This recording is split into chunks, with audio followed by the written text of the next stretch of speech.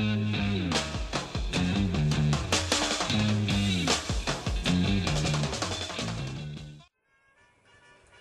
folks, Sandamtod here. Going to do a bit of an open tag response to Sega of My House. One word. His YouTube question is something that most people would rather not think about, but I think we've all thought about it at one point or another, and that is if your house was ablaze in a fire, what one video game item would you grab as you're running out the door? I remember a while back, I don't remember, it wasn't somebody I was subbed to, but somebody I was subbed to made a response video to this guy's video, and I went and checked out this dude's video, and he had had a house fire. He had lived with his parents, and he was a collector, and he had a collection probably 2 or 3 times as big as mine, and, you know, he lived at home. I think he was in his 20s.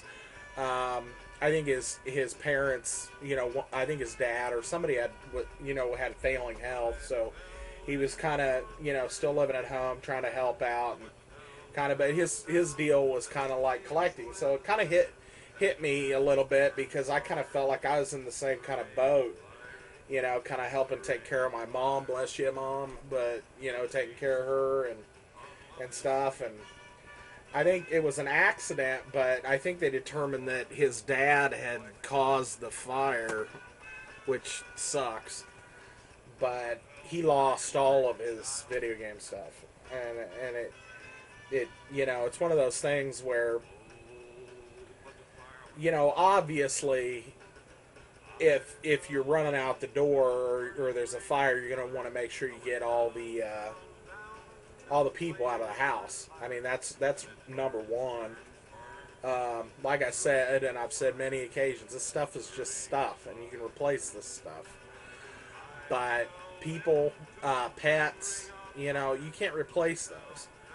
So, I mean, in all reality, you know, I would try to grab my cats or whatever, or at least, you know, bust out a window so they can jump out or something, you know. But let's get back on track. You know, I mean, if you're heading out the door and you got to grab one thing, he said don't think about it, what's it going to be? Well, the problem is, and I think in television dude nailed it on the head, is we've got a little time to think about it before we make the video. I watched the guy, Sega of My House's video at like 10 in the morning, you know, and here it is, you know, 6 at night, and I'm making the video, so...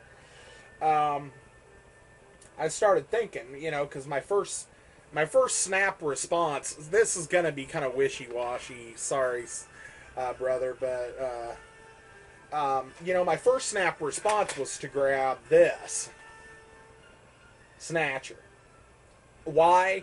Because it's a little hard to find, it's rare, this copy is almost pristine, and it's probably one of the most expensive gaming items I bought. That's software, you know, and you know, it's a little, like I said, it's more rare than your average, you know, run-of-the-mill thing, so I would probably grab this is what I was thinking, but I don't really have any attachment to this though, other than I paid like $100 for it and it's in good shape. So when I started thinking about the question, even though we weren't supposed to think about it, you know, I was like, well, what would you grab? Is it something that's rare like this? Rarer, you know, and I mean, it's not like a diamond in the rough, but, you know, or is it something that is expensive? That one kind of fell into both categories. Another thing, you know, I'm going to show a couple things that are a little more rare. These are probably the most rare things I have, because I'm not a big...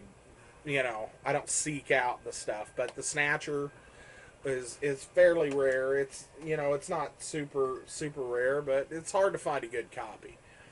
The second thing was my Shenmue Japanese import for Shenmue 2. You know, I don't seek out imports. I don't, you know, I mean, yeah, I could probably get a hold of one again without a whole lot of problem, but, you know, I'm just one of those guys. That was something I walked into the vintage stock It was in their case. And what's a dude in Kansas City, Missouri, going to walk into a store and find a Japanese, Shenmue 2 that's complete, it's, so the hunt for that, I mean, the surprise and the, whoa, this is here, and buying it, I probably spent like $50 on it. I mean, it wasn't like a big super deal, but, and it's in Japanese, so, I mean, I can't even really play it because it's not subtitled unless I play the PAL version, which I started to, but I always get off track when I'm playing games. So,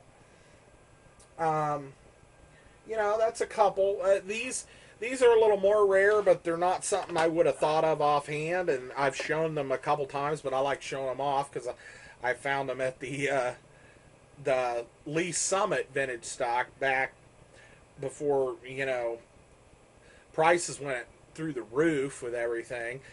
They started charging like $4 and $5 a piece for Atari games. They were $1.99, and somebody had turned in both of these. It's Halloween and the Texas Chainsaw Massacre. I don't have them in the box, but I have the loose carts, and I paid $2 a piece for them. So these are probably some of the more rare things. Those right there are some of the more rare things that I may have. And, probably other than Snatcher, I wouldn't have thought to grab the Shenmue 2 or the other two. But it would have been one of those things later on that I would have been like, oh man, that got burned up too, I mean, that's what I was thinking, so. But since I did have time to ponder it, Sega of my house, brother, I had to think about it. And I was thinking, you know what, most of this stuff is stuff that I've collected over the last few years to really expand out my collection. So what I really thought is something that you would want to grab was something that had sentimental value or nostalgia, more than just something that's expensive or something that, looks nice on the shelf or whatever. And I started thinking, what would I grab? If it came down to that, if it was a question of something that was nostalgia or personal, kind of something from back when I was young, a younger man, half my age, or younger, and I started thinking about it, and I came to the conclusion that probably what I would grab, and this is another one of those things where, I keep all this stuff together, so, I mean, if I was going to grab one of them, I could grab like 3 of them, but it's a Super Nintendo game, and it's the sole reason why I bought the system. I've talked about it many times. It's my favorite Super Nintendo game. That's Super Metroid. This is my original Super Metroid from when I was 20 years old or 19 that I bought. It's complete. The box is in good shape. It's not in great shape, but it's in good shape. I put the shrink wrapping on it off of another box just to kind of preserve it a little bit, but the game with the actual little cover on it, and then the instruction book. And I would probably grab this. I mean, if this is the sole reason why I bought a Super Nintendo. I think I was 19 years old, and I remember seeing this game. Kmart used to have this kiosk thing that you could walk up and hit buttons, and it would show like a trailer of the game and like a couple minutes of, like a review and kind of in-depth thing. I remember walking up and hitting it and watching this and going, damn near wanting to walk over and just buy a Super Nintendo right on the spot, but I didn't do that. But probably it would be this, Mr. Sega of my house. I'm going to have to rain on your parade and pick a Nintendo game.